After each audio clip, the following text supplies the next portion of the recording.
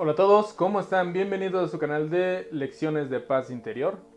Estamos leyendo el libro acerca de los límites hacia los hijos, cómo podemos entenderlos, cómo podemos ayudarlos y principalmente qué herramientas podemos tener nosotros como padres. Bueno, sin más por el momento, dejen el video, pónganle play, hagan sus cosas y dejen que los guíe en esta magnífica lectura. Dice aquí, estilos de paternaje. Ser padres es una gran responsabilidad y un privilegio. Cuando los papás quieren mejorar sus técnicas o sus conocimientos para educar a los hijos, generalmente buscan información sobre los pequeños y rara vez se detienen a reflexionar en ¿cómo soy yo como padre? ¿Cómo me relaciono con mi hijo? ¿Qué espero de él? ¿Cómo voy a lograr mis objetivos teniendo en cuenta quién soy yo? En este capítulo examinaremos las diferentes formas de ejercer el paternaje y las ventajas y desventajas de cada una. Siguiente, características de los diferentes tipos de paternaje. Conocerse como padre es tan importante como conocer a los hijos. De aquí que a continuación presentemos algunos de los aspectos más importantes que conllevan la tarea de ser padres. Desde algunas décadas la educación de los hijos se ha convertido en una preocupación. Es algo tan complejo que generalmente intervienen muchas personas, ya sea mamá, papá, los abuelos, maestros, entre otros.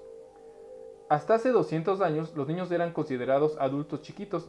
No se entendía que tenían características y necesidades específicas distintas a las de los mayores. Incluso eran tratados como si fueran objetos, como si no tuvieran sentimientos y eran manejados sin ningún miramiento. El desarrollo de la psicología y de la pedagogía dio como resultado que se prestara atención a los niños como personas en desarrollo y que se propusieran diferentes métodos de educación. Estas corrientes iban desde las que planteaban que había que dejarlos de hacer lo que quisieran hasta que cumplieran 7 años. También las que decían que los niños no debían de tener reglas hasta los 18. Otras expresaban que no tenían derecho a opinar y que los adultos eran los únicos que sabíamos qué era lo bueno y malo para ellos. El psicoanálisis expuso la importancia que tienen los primeros 5 años de existencia en la vida de las personas. La gran revolución fue que empezamos a considerar con más cuidado las experiencias y vivencias de ese periodo. La gran desventaja es que se ha tiranizado el papel de los padres, sobre todo el de la madre, quienes a raíz y después de esto empezaron a buscar otras formas de educar a los hijos. Actualmente observamos que hay mucha confusión entre padres y educadores. Por una parte queremos que los niños crezcan de la mejor manera posible, ya sea felices, creativos e independientes, pero por la otra nos damos cuenta de que la falta o el exceso de parámetros, la inconsistencia o el maltrato afectan su desarrollo. Siguiente. Métodos para educar. Las diversas corrientes que han sido creadas para educar son como el péndulo que va de lo autoritario y rígido a lo permisivo y excesivamente laxo, donde la dificultad ha sido encontrada en el punto medio. Para fines didácticos vamos a presentar dos tipos de métodos para educar que han dado orientación a sus ideas en diferentes épocas. En un extremo se encuentran los métodos rígidos y en el otro los permisivos. Comenzamos con los métodos rígidos. Eran los que practicaban nuestros padres o abuelos, son los que nos educaron a gran parte de nosotros. Su característica principal es que la autoridad tenía todo el poder y las reglas, las órdenes no eran cuestionadas. No tomaban en cuenta las necesidades del niño, y mucho menos lo que se tenía que decir él u opinar. Esta manera de formar a las nuevas generaciones tenía sus bases en la conservación de costumbres y valores socialmente aceptados. La transmisión de la información era de generación en generación y los mismos familiares se encargaban de instruir a las nuevas parejas en lo que debían hacer. Las personas mayores tenían siempre la respuesta a los problemas en aquella época, y aún hoy en día en algunos lugares era la forma natural de educar, pero se llegó a tal exceso que sus efectos se vieron rápidamente. El resultado fue una generación de adultos igualmente rígidos y autoritarios, con poca iniciativa y capacidad para tomar decisiones, porque siempre se había decidido por ellos y no tenían una creatividad, y sobre todo una insensibilidad a las necesidades de los otros. Los niños crecían con un sentimiento de amargo y de opresión, y de que no valía la pena hacer nada porque no les daban la oportunidad para expresarse. Incluso en sus extremos, las personas que practicaban esta forma de educación llegaban a abusar de los niños, física y emocionalmente. Lo más grave de todo esto es que no consideraban que les estuvieran haciendo ningún tipo de daño, y que así habían sido educados ellos mismos y no conocían otros métodos. Esta forma de educación se transmitía de generación en generación. Los abuelos eran los encargados de que los hijos no se salieran de los parámetros y los tíos en general, también la familia extensa contribuían a todo ello. Como en todo, también estas técnicas tenían su lado positivo. Tenían la virtud de crear un ambiente predecible y seguro donde se sabía qué esperar y se conocían perfectamente las consecuencias de cada acto si las reglas eran desobedecidas. Los niños básicamente necesitan predictibilidad y un ambiente estable para sentirse seguros, y este método se los proporcionaba. Si bien los métodos autoritarios han sido empleados por mucho tiempo, caer en situaciones muy rígidas significa no escuchar al niño, no entender qué es lo que nos dice en ese momento, y esto de alguna manera es más fácil que detenerse a escuchar y a comprender. Por último, se llegó a abusar de tal manera de la autoridad malentendida y del poder que estos métodos otorgaban a los educadores que fueron fuertemente criticados y se buscaron otras alternativas. Siguiente, método permisivo. En consecuencia surgieron corrientes de educación más permisiva, cuya oposición era en buena medida opuestas a las autoritarias. El énfasis lo ponían justamente en donde las anteriores habían fallado. Daban paso a la expresión, al desarrollo y la creatividad. Tomaban en cuenta los sentimientos e ideas, apoyaban al niño a tomar decisiones e incluso planteaban que no le deberían de coartar su libertad porque él mismo tenía la capacidad para irse regulando conforme iba creciendo. En el extremo planteaban que tenían que decidir por sí mismos si querían estudiar o no, y sobre todo lo exentaban de cualquier trabajo, responsabilidad o actividad que le disgustara.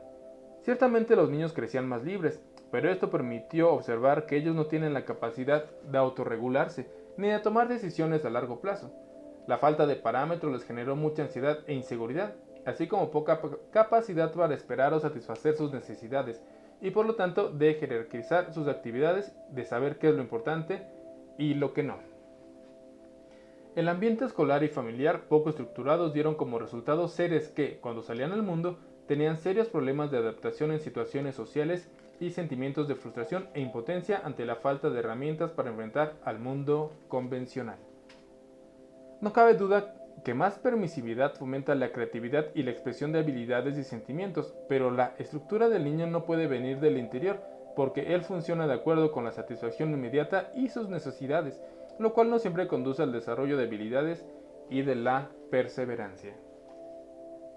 El método rígido y el permisivo no han sido las únicas maneras que se han usado para educar. Con la confusión generada en la relación como educar sin dañar a los niños, ya que ningún padre quiere hacerlo, se han empleado algunas otras técnicas. A continuación, combinación de métodos. Combinar métodos se refiere a pasar de la disciplina rígida a la permisiva y viceversa. Vamos de una a otra cuando otras estrategias no funcionan, pero no permanecemos en ninguna de ellas y por lo tanto no son efectivas. Es posible que algunos de los padres ya estén haciendo eso y que ni siquiera se hayan dado cuenta, pero que tengan una sensación de estar en algo equivocado. Cuando alternamos diferentes técnicas en la educación, podemos compensar las deficiencias de unas con otras, pero generalmente lo hacemos de una manera indiscriminada e inconsistente y únicamente para remediar situaciones problemáticas, en las que hemos actuado también desatinadamente. Esto provoca desconcierto y por lo tanto inseguridad. El ejemplo clásico es que cuando hay un problema los padres tratan de enfrentarlo siendo comprensivos y dejando que el pequeño entienda y tome las medidas para solucionar esa situación. Pero cuando esto no funciona, entonces son muy exigentes, administran castigos y toman decisiones por el niño. Siguiente. Empleo de métodos utilizados por nuestros padres. Ante el desconcierto o la desesperación, algunas personas recurren a lo que sus padres hicieron. En ese caso, el razonamiento es que más vale lo conocido que por conocer. Después de todo, uno no salió tan mal. La ventaja es que ya han visto o vivido sus métodos y sus resultados con sus ventajas o sus desventajas. Uno es que es ser juez y parte, y también generalmente son aplicadas las medidas de acuerdo a la manera en que han sido vividos, esto en un momento, y también dejamos de hacer algo que estuvo bien porque no nos gustó, o al contrario, realizamos acciones que nos parecieron agradables aunque no nos lleven a ningún lado. Es importante recordar que ellos son diferentes a los padres y que en el momento en que los educaron fue distinto al que están viviendo. Son otros en comparación a sus padres, los hijos lo son con respecto a ellos y sobre todo las épocas son distintas. Los niños de ahora tienen que enfrentarse a situaciones nuevas en comparación con las que les tocaron a los padres.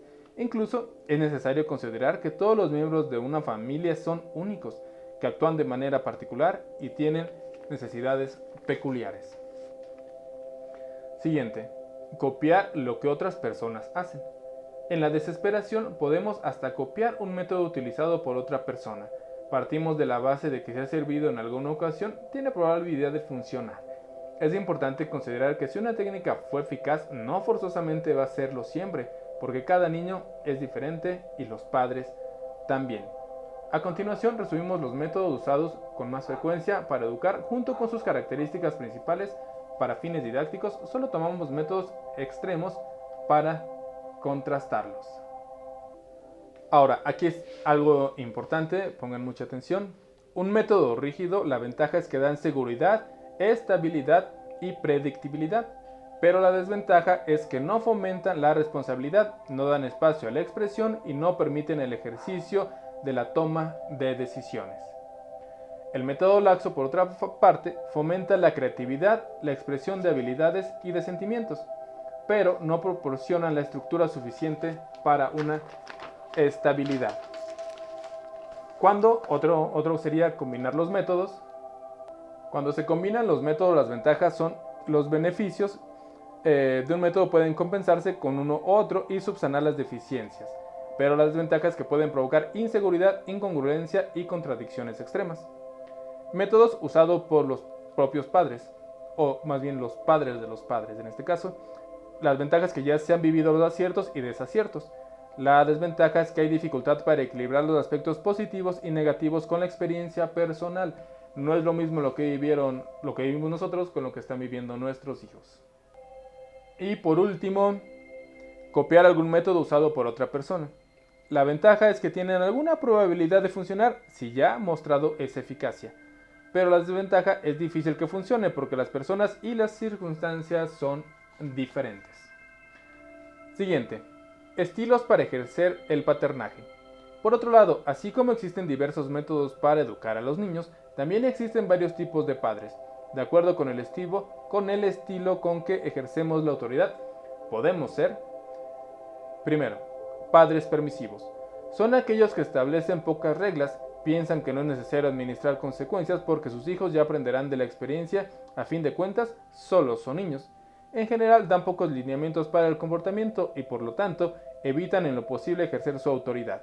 Como consecuencia de llegar al extremo, los pequeños pueden carecer de una estructura suficiente para lograr sus objetivos. Siguiente, padres autoritarios. Son demandantes y estrictos, no administran consecuencias, sino castigos. Tampoco dan opciones ni permiten que sus hijos se expresen. Valoran la obediencia y el orden y la tradición familiar en detrimento de la independencia y de la individualidad. Generalmente piensan que los niños no pueden tomar propias decisiones, que la comunicación con ellos debe ser mínima salvo en lo que se refiere a dar órdenes y castigos, y que la función de los pequeños es solo escuchar y acatar. Como dijimos, los hijos de padres autoritarios que llevan su dominio al extremo, al crecer pueden ser rebeldes y tener una pobre autoestima, o ser dependientes de la opinión de otras personas. Siguiente, padres tolerantes. Esperan de sus hijos una conducta apropiada de acuerdo con su edad y a las normas establecidas en casa. Aprecian la individualidad y la independencia al tiempo que conocen las necesidades del niño y les dan opciones. También existe una mejor comunicación entre ellos y sus pequeños, los cuales pueden desarrollar una independencia con responsabilidad, una autoestima adecuada y un buen control. Siguiente, conductas que no propician el desarrollo del niño. Pongamos atención.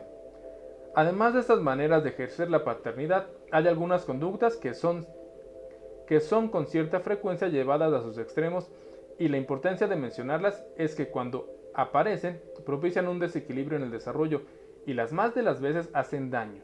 Aquí algunas de las que observamos con más frecuencia. 1. Agredir.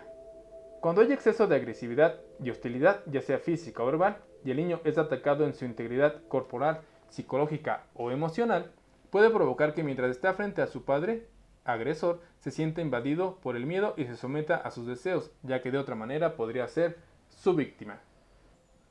Los sentimientos de enojo, tristeza e impotencia que la violencia provoca a su vez pueden ser expresados por los niños con otras personas, generalmente con otros más débiles, como son hermanos menores o los compañeros de la escuela. Esto produce una cadena interminable porque para estos pequeños la agresión, aunque dolorosa, parece la forma natural de relacionarse con otros y solo se dan cuenta de que esto no es cierto cuando se meten en problemas con otros niños, ya sea en la escuela o cuando tienen oportunidad de ver cómo se relacionan otras familias donde la hostilidad no es parte de la vida diaria.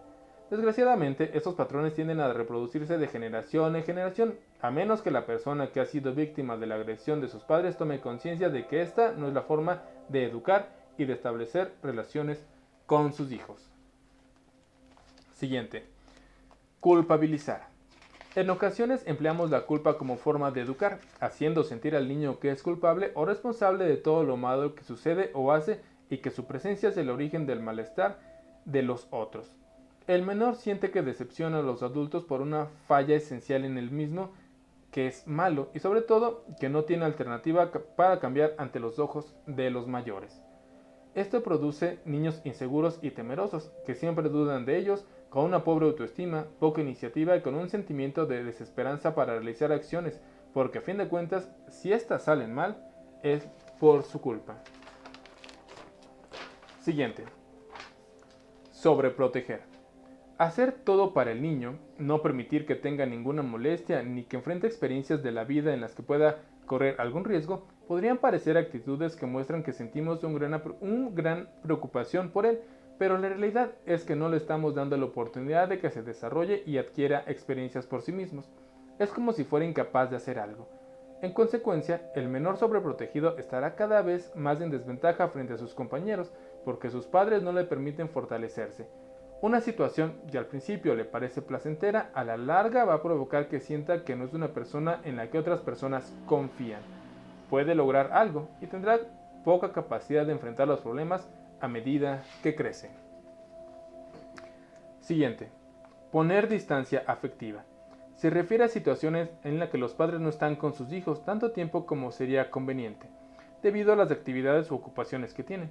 Aun cuando se deba al esfuerzo por subsistir o por mantener el nivel de vida, los niños viven esta distancia como falta de afecto. La lejanía puede manifestarse en la falta de contacto afectivo, ya sea físico o emocional, y esta puede manifestarse debido a las características de personalidad de los adultos, tales como que no les guste acariciar o platicar o jugar con sus pequeños, o a trastornos como la depresión que hace que se mantengan alejados e aislados emocionalmente. La distancia afectiva puede provocar que el niño perciba que no lo queremos porque hay algo malo en él, y es probable que su autoestima se dañe al sentir que no es lo suficientemente valioso como para estar con alguien para quien él sea importante. También puede repercutir en sus relaciones en el futuro debido a que no ha convivido lo suficiente con otras personas. Siguiente. Rechazar. Hay muchas formas de expresar rechazo a un niño, ya sea de manera explícita, con frases como nunca haces nada bien, o implícita, como criticarlo constantemente. Los pequeños lo perciben, saben si está o no presente, y puede deberse a un sinnúmero de motivos y genera mucha inseguridad y duda en el menor, ya que no confían en quién es, porque, como consecuencia de esta actitud, no ha tenido oportunidad de formarse una imagen clara o real de sí mismo. El rechazo tiene un gran impacto en la seguridad y en la autoestima del niño, quien crecerá y vivirá con la idea de que no es aceptado. Bueno, entonces en esta ocasión entendimos cómo somos los tipos de padre y cómo tenemos ese tipo de educación que hemos estado aprendiendo, que le estamos transmitiendo a nuestros hijos, más allá de los límites que hemos aprendido y que nos hemos enseñado y que estamos enseñando a los niños. Les voy a hacer una pregunta, ustedes ya contestarán con sí, no o tal vez. La primera es, Hábitos para comer. Nunca pasan por alto el hábito, lo refuerzan o no fomentan el hábito. Dormir. Nunca pasan por alto el hábito, refuerzan el hábito o no lo fomentan. Control de esfínteres. Nunca lo pasan por alto, refuerzan el hábito, pueden ser flexibles si es que lo requiere o nunca fomentan ese hábito. Limpieza. Nunca la pasan por alto, refuerzan el hábito o no fomentan el hábito. En estas respuestas es desde lo rígido hasta lo permisivo y en medio vamos a tener lo que es flexible, que puede ser la tolerancia. ¿Qué tanta tolerancia tienen para con sus hijos o los niños pequeños? Urbanidad o cuando está en la calle, nunca pasan por alto el hábito, refuerzan el hábito de manera flexible o no lo fomentan. Aceptación de reglas en casa, nunca pasan por alto el hábito, tienen tolerancia para con sus hijos o no lo refuerzan y los dejan que hagan lo que ellos quieran. Pleitos entre hermanos si es que tienen hermanos, nunca aceptan un pleito, pueden aceptar un pleito de vez en cuando con esa tolerancia o no me meto en sus pleitos. Berrinches y conductas insistentes, como por ejemplo compra de objetos y deseos de salir. No toleran un berrinche, pueden ser flexibles con los berrinches o dejan que haga los berrinches que quiera, que es la permisividad. Tareas escolares, si es que aplica. Nunca pasa por alto una sola tarea, puedo entender alguna situación especial o no importa si hace o no sus tareas. Y por último es comportamiento fuera de casa. Nunca permito algo inadecuado. Puedo ser flexible dependiendo de la situación, que es la tolerancia, y no importa lo que él haga. Y bueno, por último, habiendo leído y escuchado este capítulo sobre los tipos de padres que debemos de entender, qué tipo de padres somos, y entendiendo también el tipo de hijo que tenemos, porque son diferentes, aunque tengamos 3, 4 hijos, los mismos hijos son diferentes. Van a escribir o pensar cuál sea su caso, como mejor se les facilite. Lo siguiente: haciendo referencia al ejercicio anterior, describa el tipo de autoridad que ejerce, ya sea rígida, tolerante o permisiva. Trate de recordar cómo fue su educación. Describa las características positivas y negativas de las personas que lo educaron en casa. A continuación, escriba en las columnas estas cualidades. Del lado izquierdo estarán anotadas las positivas y del lado derecho las negativas. Observe si su forma de educar se parece a la que vivió en su niñez y anote lo que es similar y lo que es diferente. Bueno, este es todo el capítulo por hoy. Gracias por acompañarnos. La verdad es que eso de ser padres es una tarea constante, permanente y nunca se deja de ser. Bueno, cuídense mucho, espero les haya gustado el video. Saben que pueden dejarme sus comentarios, pueden suscribirse al canal, darle like a los videos y activar la campanita de las notificaciones. Cuídense mucho, nos vemos en el próximo capítulo, que estén muy bien y un abrazo, hasta luego.